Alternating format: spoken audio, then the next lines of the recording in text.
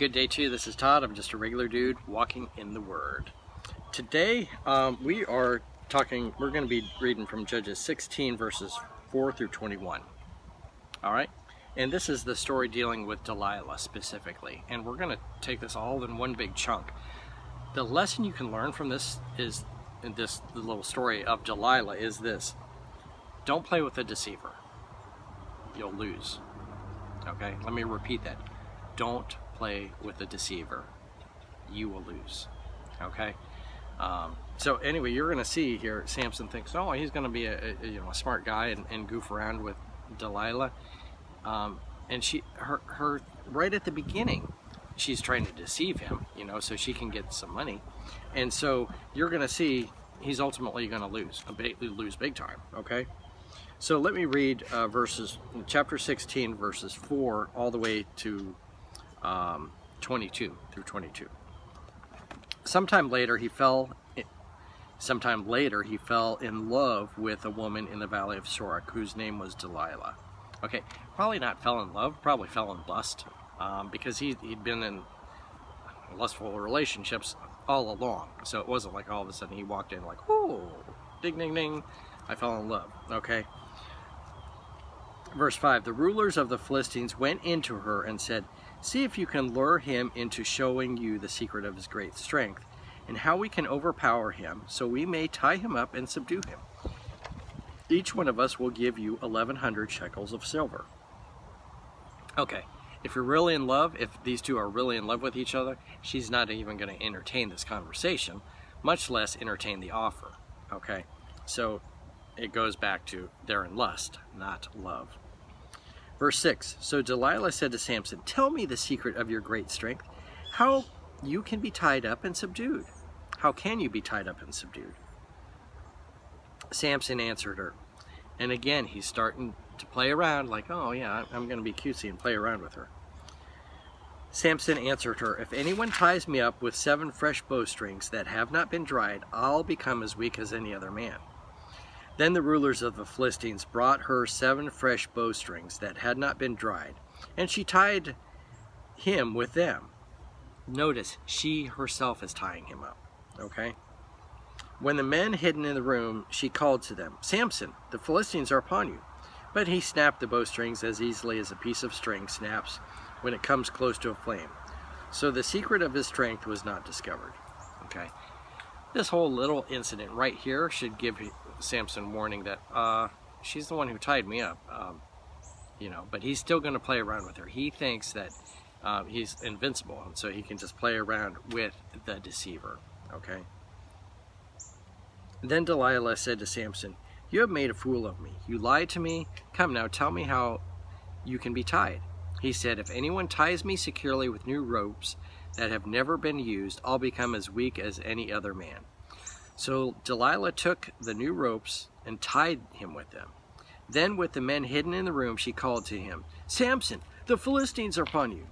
But he snapped the ropes off with his arms as if they were threads.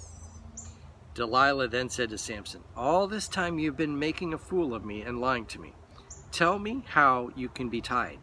He replied, if you weave 7 braids of my head into the fabric on the loom and tighten it with a pin, I'll become as weak as any other man. So while he was sleeping, Delilah took the 7 braids of his head and wove them into the fabric and tightened it with a pin. Keep in mind, Samson had the Nazirite vow, so he never cut his hair, okay? And most likely he had it braided so that it would be manageable, especially when you're fighting all the time, okay? So he's saying, oh, if you tie my braids up into a loom, that'll do the trick. Again she called to him, Samson, the Philistines are upon you. He awoke from his sleep and pulled up the pin and the loom with the fabric. Then she said to him, how can you say I love you when you won't confide in me? This is real funny because Samson could say the same thing to her. How can you say you love me when you keep tying me up? I love you when you won't confide in me. This is the 3rd time you have made a fool of me, and you haven't told me the secret of your great strength. With such a nagging, she prodded him day after day until he was sick of it to death. You remember there's one other time where he was with a woman and she was nagging him day after day, and tears, you know. And anyone remember when that was? Oh, right. It's when he was getting married and he told that riddle, and then his wife had said, hey, you're not telling me the answer to the riddle. And Samson said, well, I didn't even tell my parents, so I'm not going to tell you. But she kept, crying, for 7 days during this ceremony. So here she's nagging and prodding with him in verse 16. Verse 17.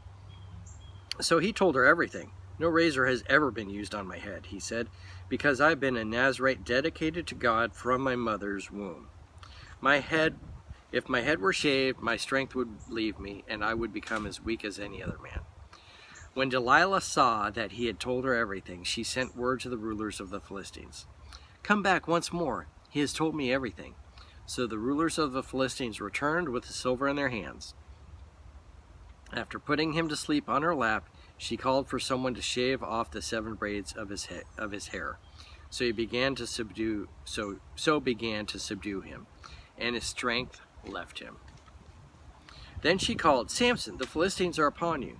He awoke from his sleep and thought, I'll go out as before and shake myself free. But he did not know that the Lord had left him. Then the Philistines seized him and gouged out his eyes and took him down to Gaza. Binding him with bronze shackles, they set him to grinding grain in prison. But the hair on his head began to grow again after it had been shaved. The bottom line is this. Don't play around with the deceiver, because you will lose, okay? And we know the devil is the deceiver, so you don't play around with the devil, okay? And be in alliances with the devil and all this stuff. You've heard that great song, old song. The devil went down to Georgia. Charlie Daniels became a Christian later on after he initially wrote that song.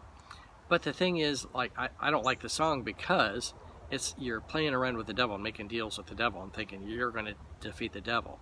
In reality, you're not going to defeat the devil on your own. God's power will defeat the devil, but don't play around with the devil. Don't play around with the deceiver, because in the end, you will lose, okay?